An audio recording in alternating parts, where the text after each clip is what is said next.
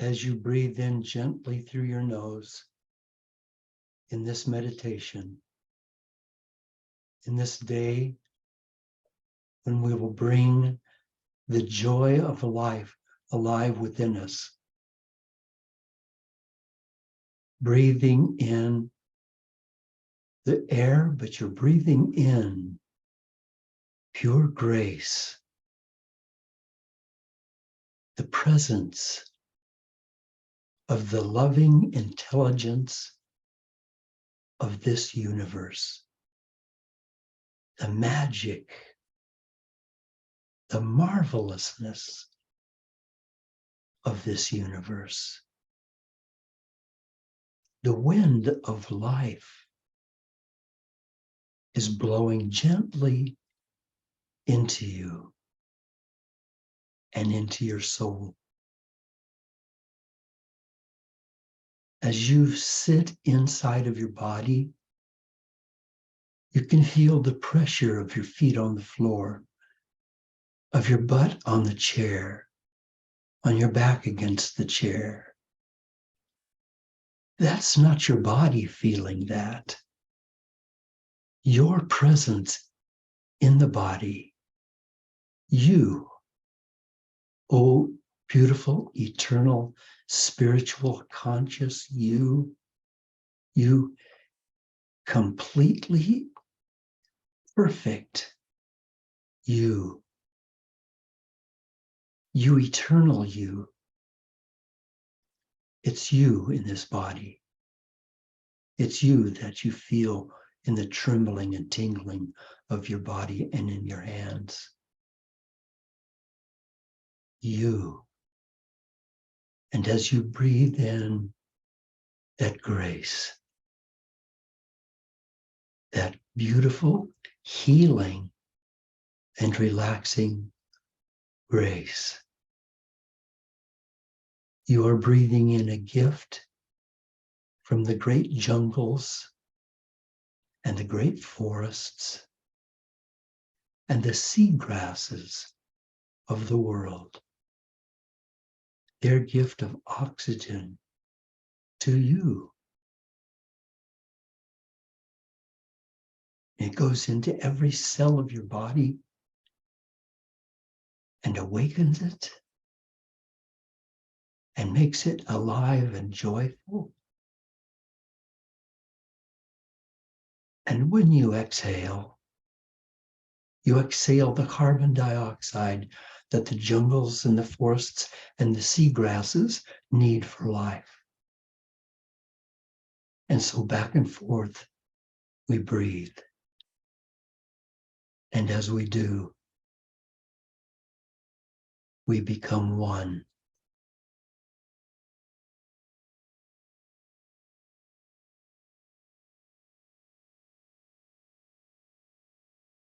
And you are in all places at all times. And you are eternal.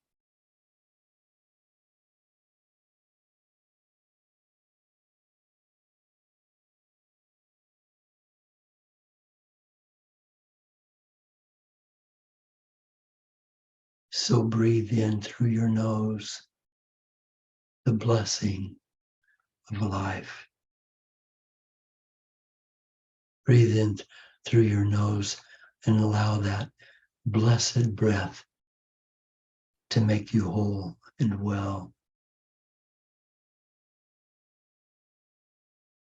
And allow the clouds in your mind to drift away. Any clouds of doubt or fear, let them just drift away, because you are loved and blessed and safe and free.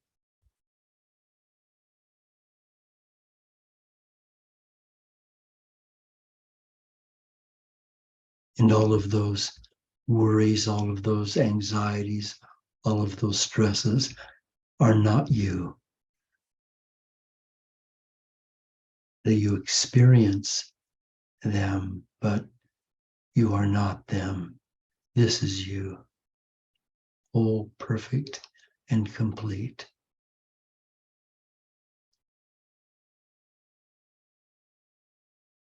So without thought, just watch your breath. Pay only attention to your breathing. As you breathe in, notice that you are breathing in. And feel the wholeness within you, not thinking, just feeling the incredible oneness that you have with all time and space.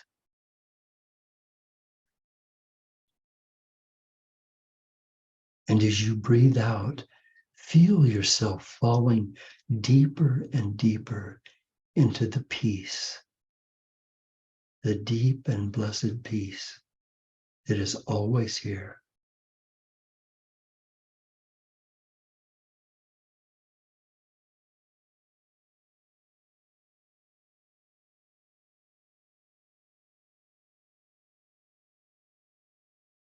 Breathing gently in,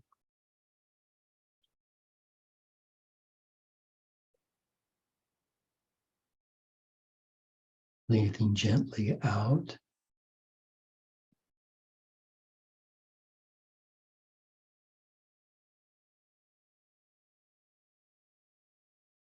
There's a wind blowing into your soul now of pure grace.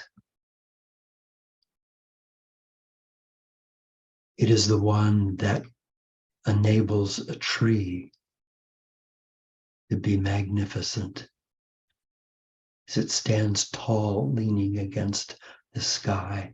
It is filled with grace, and it is breathing its grace out to you and thanking you for breathing out its grace to it.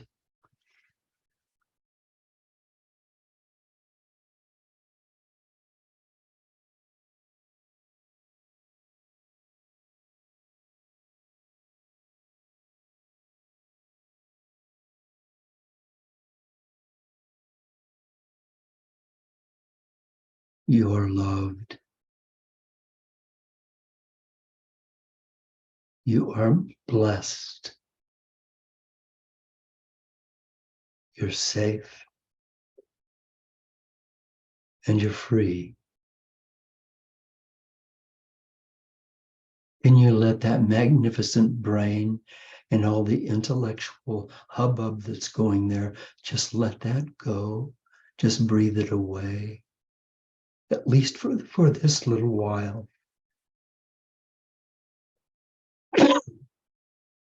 At least for this little while. And just be peace.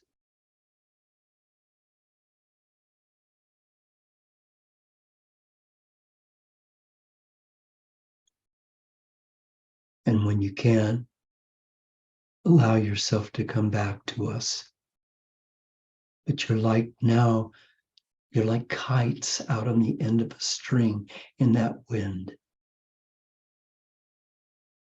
And as I reel you back in, bring the wind with you. Bring the wind of grace, the loveliness of who you are. Bring that back. Bring that back.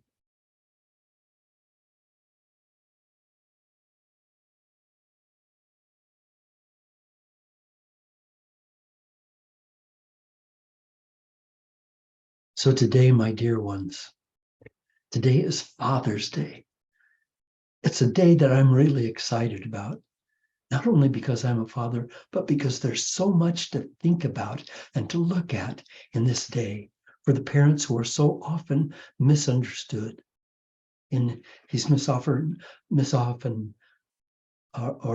misunderstood because of his archetype, which is that of a competitor and a warrior. But that archetype, that paradigm built on the patriarchal myth has run its course and is now over. Men are not smarter, they're not even emotionally stronger. yet they're pressured to be superior by the world around them that is not caught up yet. The competition among men that causes so many problems. We can let that go now.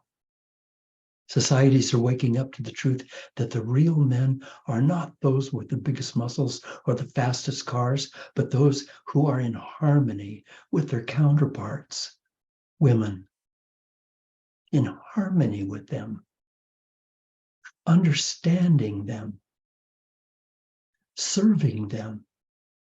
They're real men because of their gentleness and because of their understanding. On this Father's Day, let us each at least begin to see our fathers as vulnerable, caring men who deserve our respect and caring. A common mistake is to think our dads have made it, that they fought the tigers and grown up, and that they are always sensible and solid. And that's the patriarchal myth. That's why the ancients named their gods Father, because they saw Father as the all-powerful and invulnerable. And that myth simply is wrong. Your dad is still a little boy. I can tell you that because I'm a little boy in many ways, and he's still delighted by the same things that he was delighted about when he was a little boy. My dear friend Bill Shields and I go fishing, and we're like two little kids out on a boat. None of us ever reached the end of our growing up. We're still growing up, and we're still in need of love and support for who we are. Our forgiveness and our gratitude is what we need. And that's what we need on this Father's Day, complete forgiveness and complete gratitude for who we are. And pay no attention to who we're not, because that, once again, was the patriarchal myth. I'm not tougher than anybody. I'm not stronger than anybody. I'm not faster than anybody. I'm not more talented than anybody. I'm not more handsome than anybody. I'm just a little boy in a world of people that I want to love and be loved by. And unless we can give that love, that forgiveness, that understanding, then we ourselves have not grown up enough to do so. And how important are fathers in our society? I mean, just look at this for a minute. Here are some truths. Out of every 3 kids in America, 1 lives in a home without a father. And each of those kids in a home without a father are more likely to live with a pet than with their natural father. 63% of youth suicides and 90% of youth homelessnesses come from fatherless homes. That's how important fathers are. Not a man, not a guy with muscles and a deep voice, but that masculine gentleness and love that is so healing, that uplifts those little kids. Kids in fatherless homes are 9 times more likely to drop out of school and 20 times more likely to end up in prison. In 1991, 882,000 kids had fathers in prison. And just 8 years later, that number had increased to 1.5 million. And that's a 77% increase. And that was back in 2007, that 1.5 million. Now it's 13 years later, and that increase is still growing. So who are these men in prison? Who are they? Who are those men who've left their families and are now in prison? 90% of them grew up in homes without fathers. 90%. And now their sons are growing up in homes without fathers. And so the story goes on. Frederick Douglass told us that it's easier to build strong children than to repair broken men. So we need to start turning this around in our society by helping fathers remember their value. It has to be true whatever's going on in his life. And when he's not bringing in enough money, that needs to be true when he can't find a job. His value can't be, unless you bring home the bacon, you're not a good father or a good husband. And yet today there are 4 million unemployed fathers in this world, or in America. 4 million. So what's happening to the dignity and respect inside of them? What's happening to the respect that he's getting from his family? If we can be grateful for who he is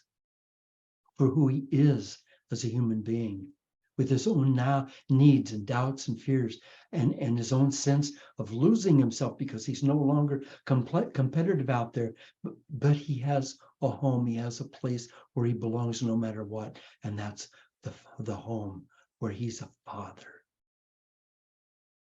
And that gratefulness, that forgiveness empowers him. Now, enough awfulness. Here's good news about being a dad. The amount of time spent by United States and Canadian fathers with their children since 1965 has tripled the amount of time they're spending with their kids. And the number of stay-at-home dads has doubled since 1989. And here's another thing about dads that people don't know. When the mom gets pregnant, when his wife gets pregnant, he gets pregnant too. His body changes. Her body changes. Oftentimes men get morning sickness, and his testosterone decreases, and his prolactin, which increases the breasts and other female parts, that increases in him. And here's something that people don't know. The chromosomes from the father are what determines the sex of the baby. Did you know that? The dad. Mothers are always passing on the X chromosome to their children, but in contrast, a father passes on either an X or a Y, and that determines the sex of the baby. And after the baby's born, the father's consciousness expands. He has better health. He drinks less. He takes fewer risks. I can tell you, when my daughter Chauncey was born, my life changed. Oh boy, did my life change. I became a different person. Something awakened inside of me. I thought before that I knew about love. I knew how to love. I knew how to be loved. I knew about love. But when I held that little girl up to my chin and up to my neck and felt her little soft face against my neck, oh man, my world changed. And did you know that a father's consciousness expands and he has better health and drinks less and takes fewer risks, but also the strongest factor in determining a child's future success in school is the father's level of education. Now, I'm not saying schooling, I'm saying education. The father's level of education determines how well a child does in school. Gordon MacDonald said, a father's words have an awesome impact. The impression made by a father's voice can set in motion an entire trend of life. And Mark Twain said the following about his father. When I was a boy of 14, my father was so ignorant, I could hardly stand to be in the same room with him.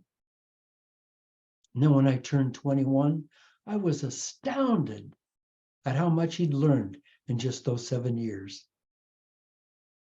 Dads are often portrayed as bumbling buffoons that can hardly change a diaper. But multiple studies have shown the very opposite, that dads do just as well as moms in interpreting and providing babies what they need and what they want.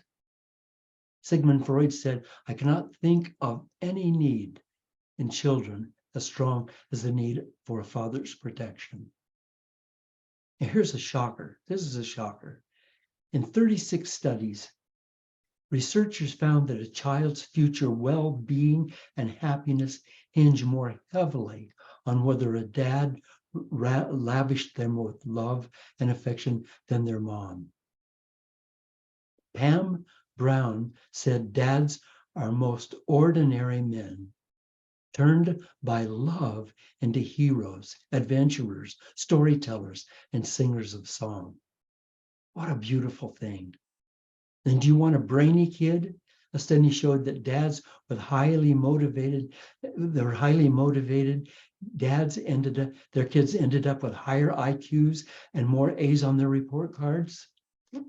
George Herbert said, one father is more than 100 schoolmasters. And here's an interesting thing about girls. Dads bolster their daughters' body images. They bolster the daughter's body images by their close relationships. And also those daughters go on to date men that are more solid, that are better images. And they end up marrying men who are stronger men. David Jeremiah said, a girl's father is the first man in her life, and probably the most influential. A girl's father is the first man in her life, and probably the most influential. How about teenagers raised by a single parent? Ohio State University compared teens living with single fathers with teens living with their single moms, and found that both groups turned out equally well. I grew up without a dad. So I want to mention that because I want to tell you that all of us are fathers. All of us men are fathers. And we need to know that we're fathers. Because though I grew up without a father that was taking care of me and loving me, I started reading Zane Grey books when I was like 7 years old. And he talked about very powerful, strong, independent men who had a solid sense of integrity and ethics and a strong sense of honor. And I really worked hard to be that kind of man. And those were my role models. And the men around me. I remember one time when I was 6 years old, and my grandfather was talking to a man out in the yard, and the man was standing next to his car, and he had his hands up on his car, and he was drumming his fingers like this. And I watched his fingers drumming, and I listened to his soft, gentle words, and he was a kind man. And I can still see him there. I can still feel him there. I can still feel his presence, because see, the truth of it is that I didn't grow up. I'm still that little kid. My body got bigger. I got wiser. I got more intelligent. I got more skillful. I can do more things than I could then, but I'm still the same little kid inside. That little kid still remembers that man as though it were yesterday. And he influenced me. Think of it. I was 6 years old. I'm 84 years old, and I still remember him. I had an uncle who made me a fishing rod and took me fishing. Uncle Vince, I can never forget that. No man was reaching out to me and touching me, and he did. Oh, I look at men now who I think are powerful father images. Chuck Berringer, Bill Shields, Rick Robertson. I think of those men who have been such a strong influence in my life and been father images to me, because we go on being father images to each other.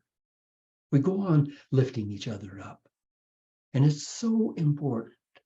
It's so important that we all know that this thing of fatherness in the world is all of our jobs. Moms as well as dads, women as well as men. We need to think of how important it is for fathers to be supported and loved and given what they need to be solid within themselves. Look at the problems in the world. All of the major powers of the world all the major powers that have their nuclear arsenals, all of those are run by men. Are they fathers? Do they understand gentleness and vulnerability? Do they understand that they are the fathers of their countries? And being a father used to mean that I stand with my back to my child, my back to my family, because I'm ready to fight those who might come forward. That's over. Let us turn around and face our families, face our children, and flow our love into them, and let them teach us and treat us like the fathers that we are here to be. Those are the kind of people that we need in leadership. Not people who fight other countries, but people who love their countries.